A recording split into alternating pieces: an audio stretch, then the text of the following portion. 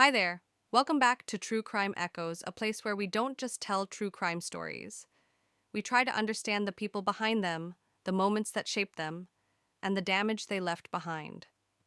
Today's story is about a man whose name is forever etched into American history, not for what he created, but for what he destroyed. We all know how the story ends: a bullet, a theater, a fallen president. But what about how it began? Who was John Wilkes Booth before the gunshot? What led him from center stage to the center of one of the darkest moments in American history? And why did he believe that killing Abraham Lincoln would make him a hero? This isn't just a story about a crime. It's a story about ego extremism and the dangerous belief that violence can create legacy. Let's go back to the beginning. Chapter 1: The Theater and the Man in the Shadows. There's something surreal about theaters, don't you think? The velvet curtains, the dimmed lights, the hush that falls over a crowd when the show begins. It's all designed to blur the line between fantasy and reality.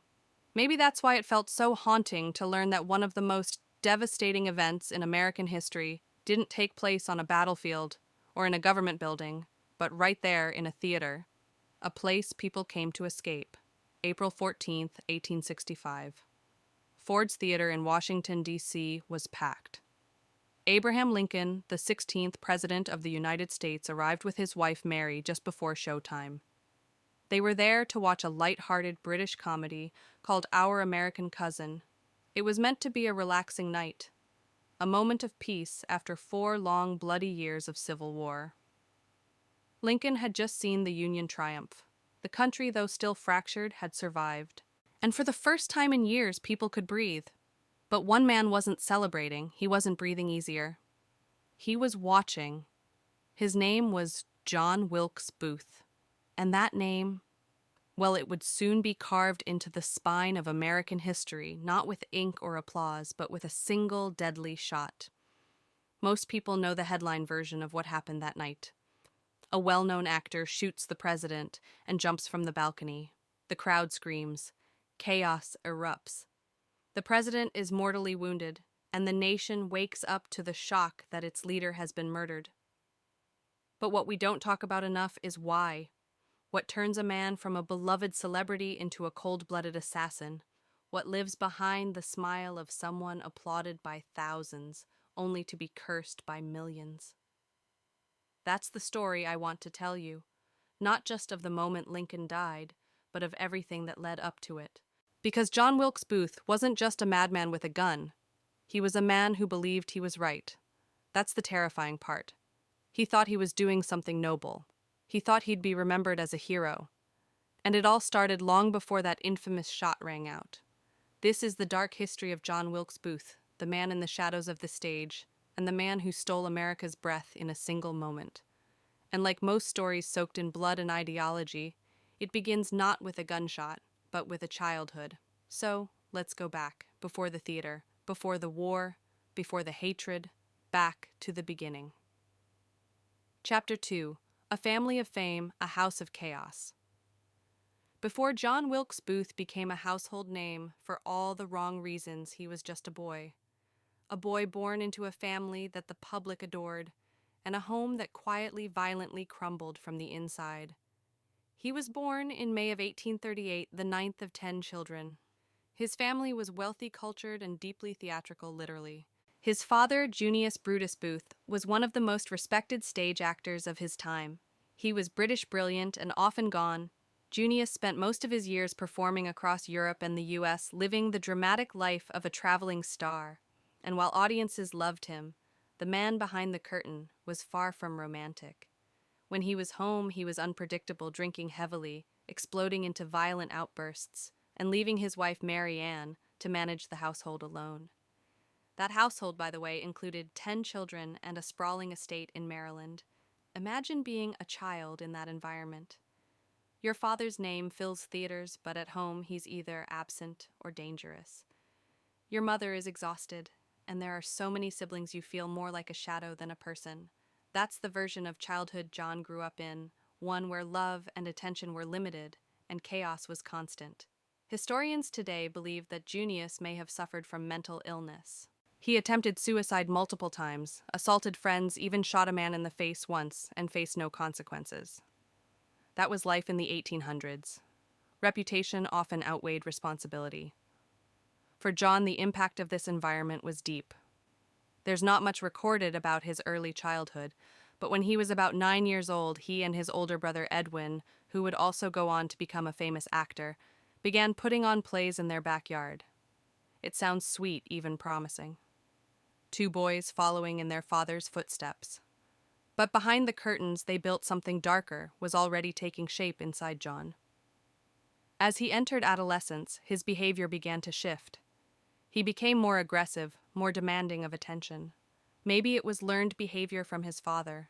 Maybe it was a desperate cry to be seen in a home where only fame got noticed. Either way, things got worse. There's one story that people always come back to, and to be honest, it's disturbing. When John was 12, he started killing cats. That's not a rumor, it's documented. Even in the 1800s, when violence was normalized in so many ways, people knew that was wrong. There's something chilling about it, especially when you consider how many serial killers and extremists have similar stories in their early years. But it didn't stop there. John also became obsessed with his own identity. He started carving and scribbling his initials JWB on everything. Walls, furniture, fences. He even tattooed them around his wrist. Yes, in the 1800s. That alone is wild. But more than that, it shows a kid already trying to assert power to leave a mark to tell the world I exist. It's easy to look back now and say there were red flags, and there were. But back then, boys were expected to be bold, even violent. Emotional neglect wasn't considered abuse. A father's fury was just man-of-the-house behavior. No one saw the storm brewing in John. Or if they did, they didn't stop it. While all of this was happening inside the Booth household, the world outside was changing too. America was beginning to fracture. Political debates were turning into fistfights. Laws were being written that would define the lives and deaths of millions. And soon John Wilkes Booth wouldn't just be reacting to his family's chaos. He'd be reacting to the chaos of a country on the brink. But to understand why he made the choices he did, we have to go even deeper into the beliefs that shaped him and the bitter roots of hate he clung to. Because while many in his family risked their lives to help enslaved people find freedom, John chose to stand on the other side. And that tragically would shape the course of everything that followed. Chapter 3: When Ideology Turns into Hate. I used to think that hate had to be taught like something passed down directly from one generation to the next. But the truth is, sometimes hate grows in silence, in confusion, in grief. And in John Wilkes Booth's case, it grew in the cracks between love, loyalty, and loss. What's strange is that Booth didn't come from the kind of household you'd expect for someone who'd later commit one of the most politically charged murders in American history. His family, at least parts of it, actually stood on the other side of the line. His grandfather, who lived with them on the family farm, had been known to help enslaved people escape through the Underground Railroad. Their land was surrounded by thick woods and sat right on a road leading north to Pennsylvania, a free state. For many fleeing slavery, the Booth property was a crucial stop on the path to freedom. So think about that. Young John growing up around people who risked their lives to help others gain theirs. He was close to some of the formerly enslaved people who lived nearby. It looked for a moment like he'd been raised in a forward-thinking home, at least for that time. But then something happened that shifted everything for him. In 1850, Congress passed the Fugitive Slave Act, a brutal piece of legislation that made it illegal to help enslaved people escape and required authorities in free states to return them to their so-called owners. It wasn't just a legal shift, it was a moral gut punch to families like the Booths. And then tragedy struck. A close friend of the Booth family was killed while trying to help 4 enslaved individuals escape north. That moment, violent, senseless, and politically loaded, seemed to rewire something in John. But instead of placing blame where it truly belonged on the system of slavery, on the law, on the violence, he flipped it. In his mind, the problem wasn't the brutality of slavery. The problem, he thought, was the people trying to escape it. It was a heartbreaking turn. Somewhere in that grief and confusion, John began building a narrative that fit his growing anger. He started blaming Black Americans not only for the death of his family's friend, but for everything he saw going wrong in his life and in the country. He began seeing abolition, not slavery, as the threat. And soon he wasn't just thinking it. He was saying it, loudly. He once said, and I quote, "This country was formed for the white, not the black." And African slavery I have considered one of the greatest blessings both for themselves and us that God ever bestowed upon a favored nation. I remember the first time I read that line, I had to pause. That wasn't political disagreement. That was ideological poison. And he believed it with his whole chest. What's even more tragic is that by this time, he was still just a teenager. His family started to pull away. He was difficult, angry, constantly arguing. Eventually, they sent him away to a military boarding school. Maybe they thought structure would help. Maybe they just couldn't take it anymore. But instead of softening, something hardened inside him. He didn't stop chasing attention or approval, he just changed the way he went after it. He began to think about legacy, about making the Booth name unforgettable, and not on stage this time. As the country moved closer to collapse, John found himself pulled further into circles that echoed his growing hate. He aligned with the so-called American Party, a nativist, anti-immigrant, anti-Catholic group, also known as the Know-Nothings. It sounds like satire, but it was very real and very dangerous. They believed that America belonged only to native-born Protestants. They saw immigrants and minorities as threats to traditional values. And John found community there, a place where his bitterness was not only accepted but nurtured. He wasn't just acting out anymore.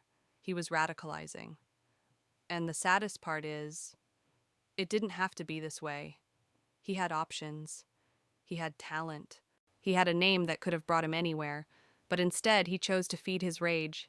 He started writing himself into a darker kind of story, one where he was the martyr, the misunderstood patriot, the man who would sacrifice everything for a cause no one else was brave enough to defend.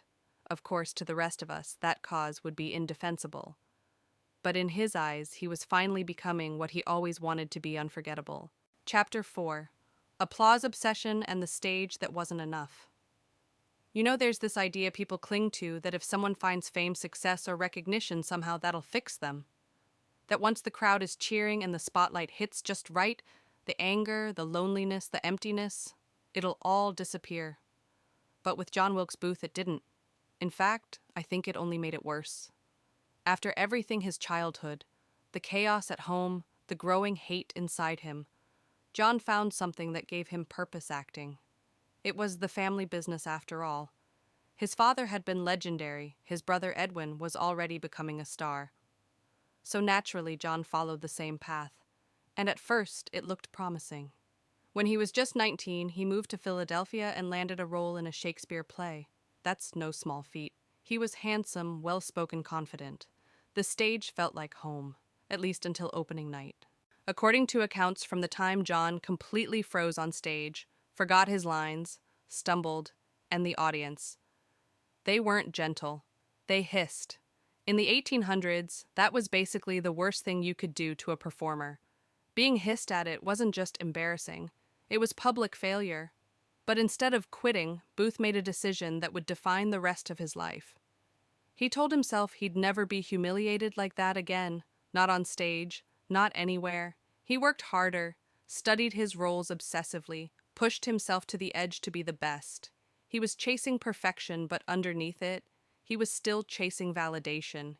He needed the world to see him, to remember him. And soon they did. Within just a couple of years, John Wilkes Booth became one of the most sought-after actors in the country. People called him magnetic, charismatic. He was named the handsomest man in America. Maybe not for his acting, but hey, applause is applause, right?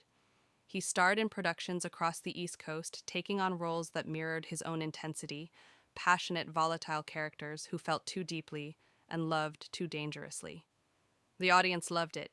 He gave them drama, elegance, fire. And yet, despite the fame, the adoration, the sold-out shows something inside him was still unsettled.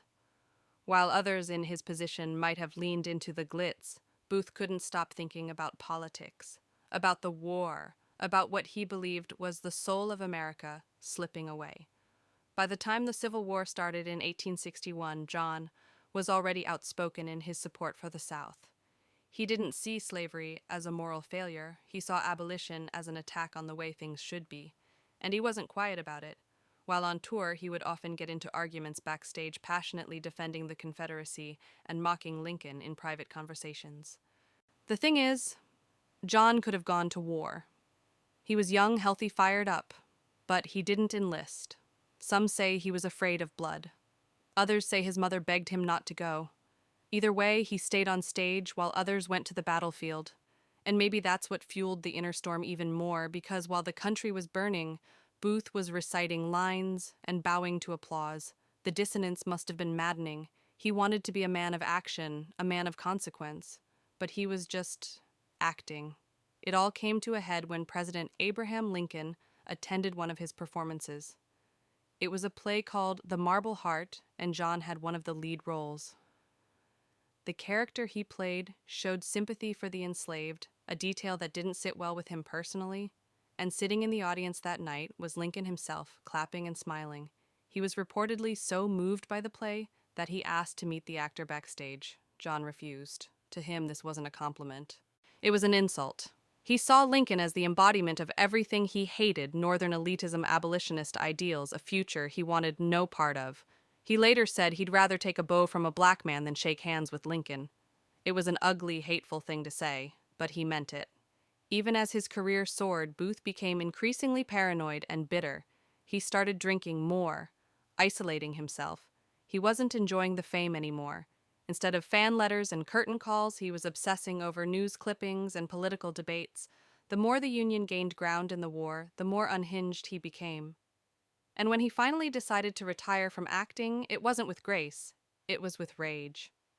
He told friends he couldn't stomach the world he was living in. He called Lincoln a tyrant. He believed, truly believed, that history would thank him for stopping the president before it was too late. Looking back, it's easy to think of Booth as a man driven by hate, and he was. But underneath that hate was something even more dangerous: ego. The need to be remembered. The need to do something big. Fame wasn't enough for him. Applause wasn't enough. He needed legacy, and in his twisted mind, he thought he'd found the perfect way to get it. Chapter 5. From Plot to Obsession. By the time 1864 rolled around, John Wilkes Booth had already made his decision. He was done waiting, done talking, done watching the country he believed in his version of it slip further and further away. The war was still raging, and in Booth's eyes, Abraham Lincoln had become more than just a political enemy. He saw him as a destroyer, a tyrant, the man pulling the strings that had turned the South into a battlefield. Booth had always had a flair for the dramatic, and now that energy once poured into stage roles was being funneled into something darker. He started pulling together a small circle of trusted friends, like-minded men who shared his Confederate sympathies. And he told them his plan. He wasn't going to kill Lincoln. Not yet. The first idea was kidnapping. It sounds absurd now, but Booth genuinely believed that if he could capture Lincoln, hold him hostage, and transport him to Richmond, the capital of the Confederacy, he could force the Union to negotiate peace on Southern terms. In his mind, it was the ultimate theatrical twist. The actor becomes the architect of history. But like most things with Booth, the plan wasn't exactly grounded in reality. For starters, Lincoln was one of the most heavily protected men in the country.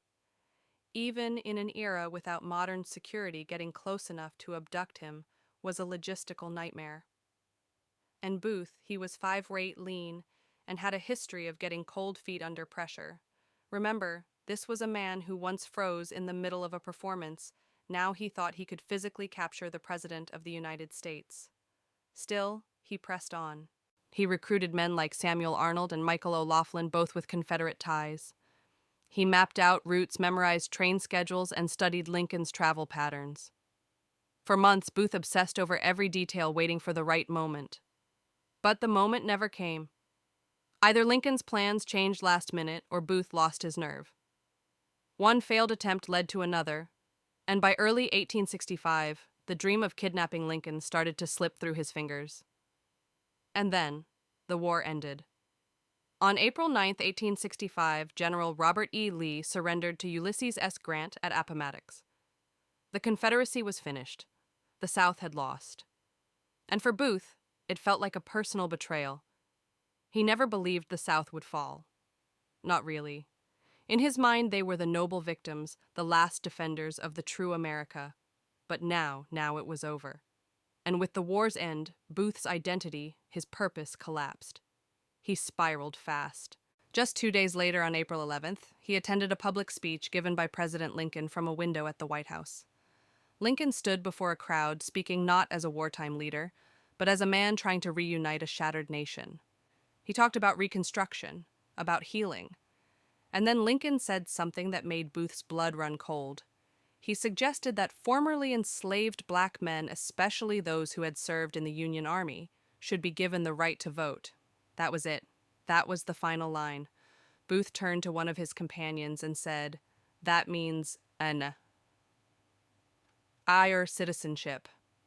That is the last speech he will ever make. From that moment on, the plan changed. No more kidnappings, no more half measures. Booth didn't want to negotiate anymore. He wanted Lincoln dead. In his twisted logic, this wasn't murder, it was justice. A performance with real stakes, a message written in blood. He believed he was saving the soul of the country, but really he was just making himself the center of the story. The actor who wanted to be remembered wasn't satisfied with applause anymore. He wanted history to clap, and within days he would set the stage for the most infamous act of his life. Chapter 6. The Final Performance. April 14th, 1865. It was a Friday evening, and spring had finally arrived in Washington, D.C. The air was warm, the war was over, and people, after years of bloodshed, were starting to believe in peace again. That night, President Abraham Lincoln was scheduled to attend a comedy at Ford's Theater called Our American Cousin. It was meant to be a light-hearted break from the heaviness of the past 4 years. Lincoln didn't even really want to go. He was tired mentally and emotionally, but he'd promised. So he and Mary showed up, entered the presidential box above the crowd, and took their seats. People cheered when they saw him. The war was over. The Union had survived. And their president was still standing. But someone else was in that theater too, and he had no intention of laughing.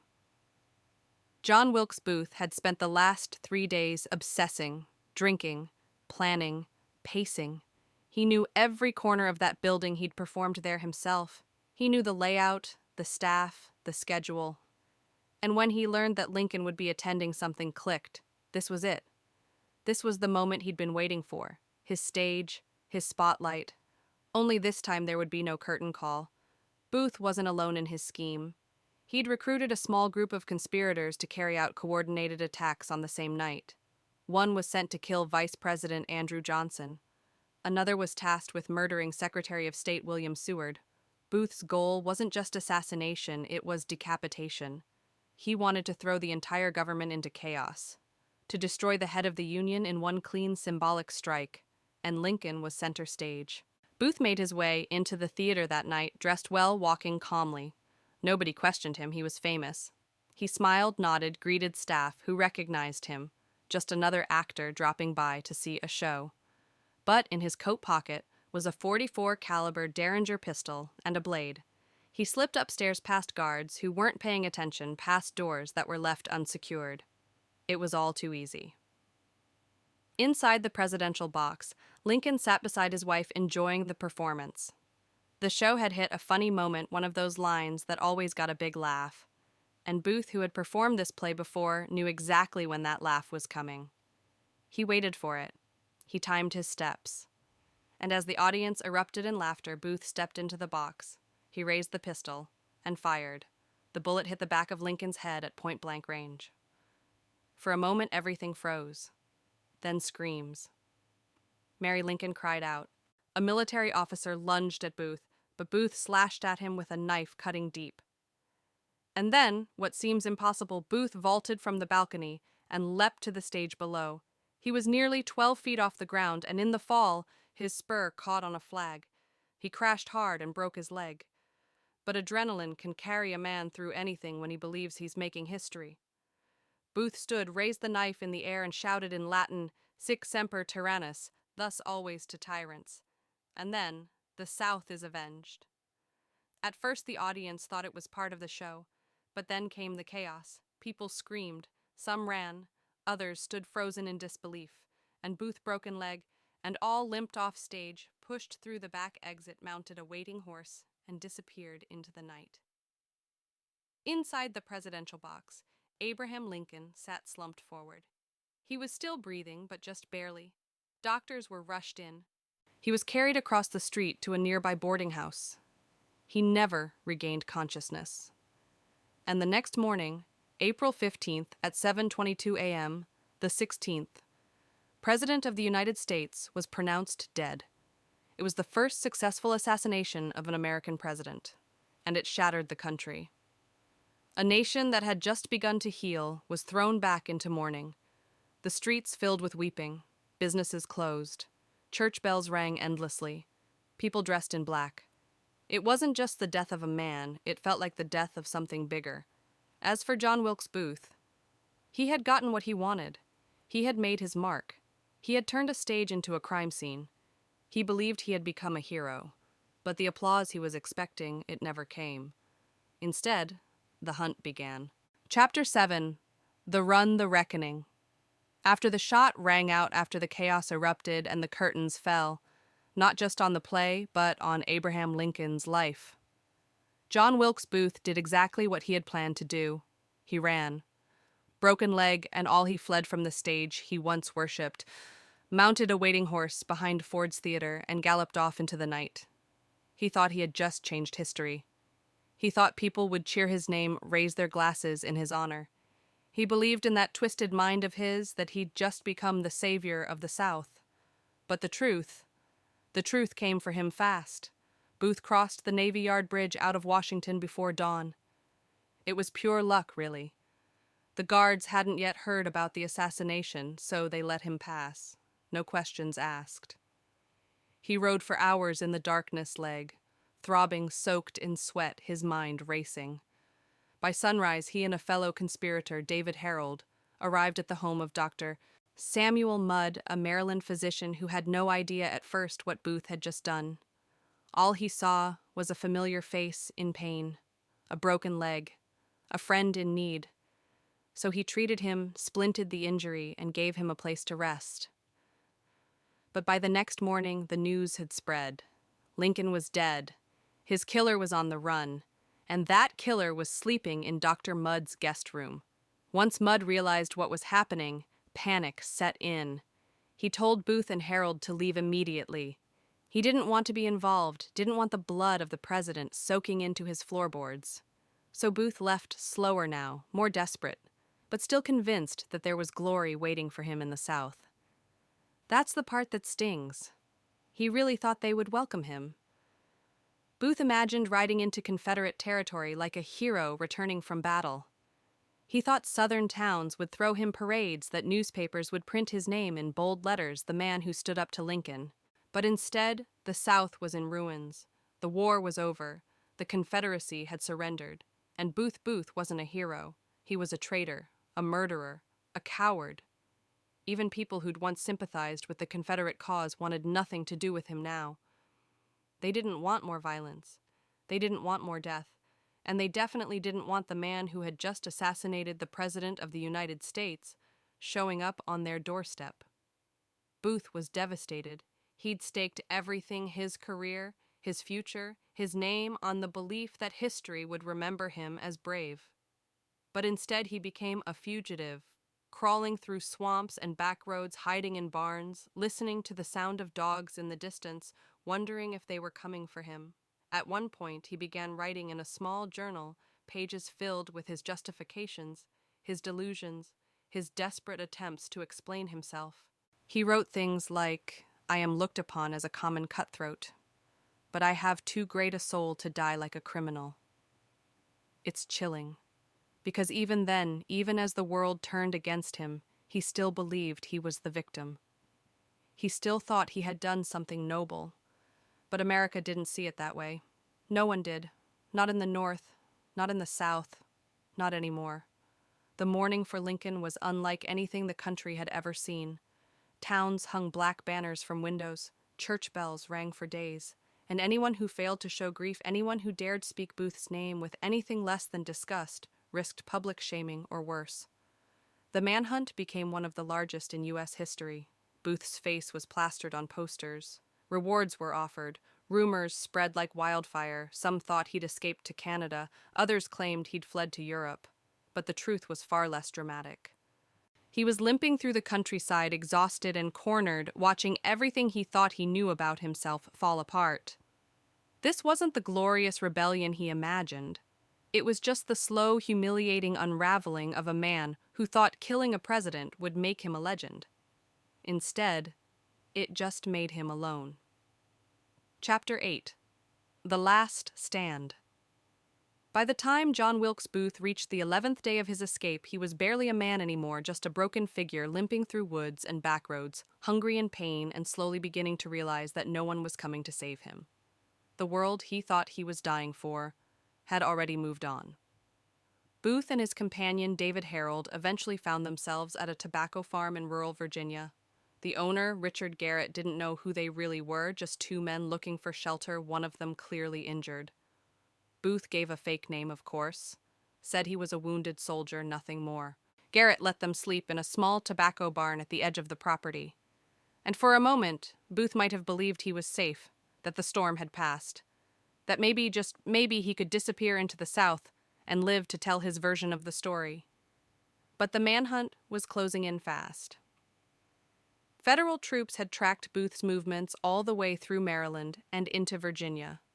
Someone had recognized him along the way, someone had talked. By the evening of April 25th, 1865, a group of 26 Union soldiers surrounded the Garrett farm, rifles drawn, hearts pounding. They knew who was inside that barn. They demanded Booth and Harold surrender. No response. Then more shouting warnings. "Come out with your hands up. We won't ask again." Harold gave up. He walked out, hands raised, trembling. But Booth refused. This was his moment, and he wasn't going to bow out quietly. He yelled back to the soldiers, calling them cowards, telling them they'd never take him alive. He demanded they shoot him like a soldier. "Shoot me through the heart," he shouted, as if he was asking for a final scene, as if this was still a performance. But the orders were clear: take him alive. And yet the longer the standoff dragged on, the more dangerous it became. Finally, the troops lit the barn on fire. Flames licked up the walls. Smoke poured out the sides. Booth was trapped. One leg, shattered lungs, burning adrenaline fading. In the chaos, a Union soldier, Boston Corbett, raised his weapon and fired through a gap in the wall. The bullet struck Booth in the neck. When soldiers pulled him from the burning barn, he was still alive but paralyzed. He couldn't move, couldn't speak clearly.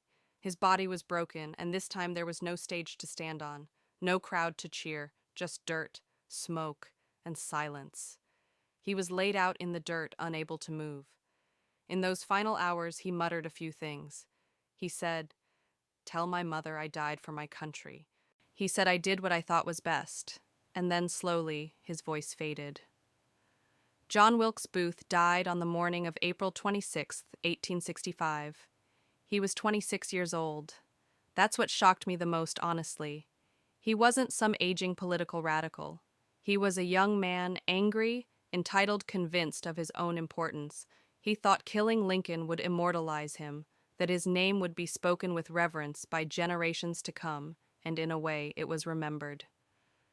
But not as a patriot, not as a hero, as a cautionary tale. His body was taken back to Washington, examined, photographed, and eventually buried in a family plot in Baltimore. His name became synonymous with betrayal. The Booth family, once respected in the theater world, was stained by his actions. His brother Edwin, who had worked so hard to become a respected actor, never fully recovered from the shame. As for the rest of Booth's co-conspirators, justice came quickly. 4 were sentenced to hang. The others spent years in prison. But nothing, not the trials, not the executions, could undo what had been done. The war had already torn the country apart. Booth's bullet ripped through any hope of peaceful healing in those early days. He thought he was silencing tyranny, but all he did was deepen a national wound. And perhaps the greatest irony of all, the man who craved fame, who lived for applause, who wanted the world to remember his name forever, got his wish, but not the way he imagined. Chapter 9. Remembering the Wrong Man. History has a strange sense of humor, doesn't it? John Wilkes Booth spent his whole life chasing legacy, chasing a version of himself that would live forever in the hearts and minds of a divided nation. And in some ways, he got what he wanted. We do remember his name. We remember the bullet, the stage, the fall. We remember the chaos that followed, but not because he was great, because he was a warning. A man born into privilege, handsome, charming, celebrated, someone who could have built a legacy through art, through performance, through influence. And instead, he chose hatred. He chose violence. He chose to silence a president with a pistol and believed that would make him immortal. And it did, but only in the darkest way. What strikes me most when I think about Booth isn't just what he did. It's how convinced he was that he was right, that he saw the world more clearly than everyone else, that his belief in the Confederacy and white supremacy, in his own twisted definition of patriotism, somehow gave him the right to rewrite history through murder. And that mindset, it's not unique to 1865. We've seen it echo again and again throughout history.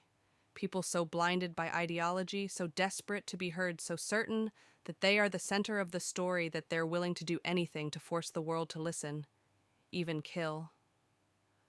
Booth wasn't an anomaly. He was a product of everything that surrounded him: violence at home, rage in the streets, a culture that rewarded ego and punished empathy.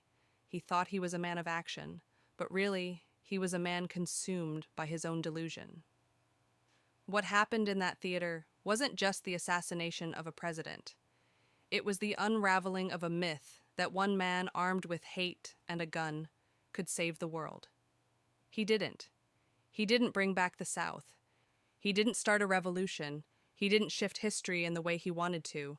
He just added more pain to a country already drowning in grief. And yet, in the years that followed, some people tried to turn Booth into a martyr. They whispered about conspiracies, about shadowy political plots, about whether he really died in that barn. There were stories, some even say his body was misidentified, that he escaped, lived out his days in hiding, but all of that feels like distraction. Because the truth is, the only thing Booth ever really escaped was accountability. He died still believing he was a hero, and maybe that's the part that haunts me the most. The fact that someone can be so deep inside their own story, so certain of their own righteousness that they can't see what they've become. Not a savior, not a patriot, just a man with a gun and a fantasy who burned everything around him to feel powerful. Booth wanted to be remembered, and he was, but not for the reasons he hoped. Instead, he became a ghost that still lingers in our national memory, not as a figure of greatness, but as a cautionary tale about what happens when ego meets extremism, when conviction is used to justify cruelty, when a man chooses infamy over humility. And maybe that's the lesson in all of this, that the loudest voices aren't always the wisest, that real legacy is built through compassion, not violence, and that even the brightest spotlight can't save you when your soul is already in the dark. Thanks for staying with me until the end. The story of John Wilkes Booth is uncomfortable. It forces us to look at how easily hate can be dressed up as patriotism, how someone with privileged status and opportunity can still choose destruction, and how history remembers people not for who they thought they were, but for what they actually did. If this story resonated with you or made you think about how these echoes of the past still affect us today, let me know in the comments. I'd love to hear your thoughts. And if you're new here, make sure to subscribe to True Crime Echoes. We dive deep into the untold, the misunderstood, and the messy truths behind the headlines. Until next time, take care of yourself, stay curious, and remember, history isn't just behind us. Sometimes it's still unfolding.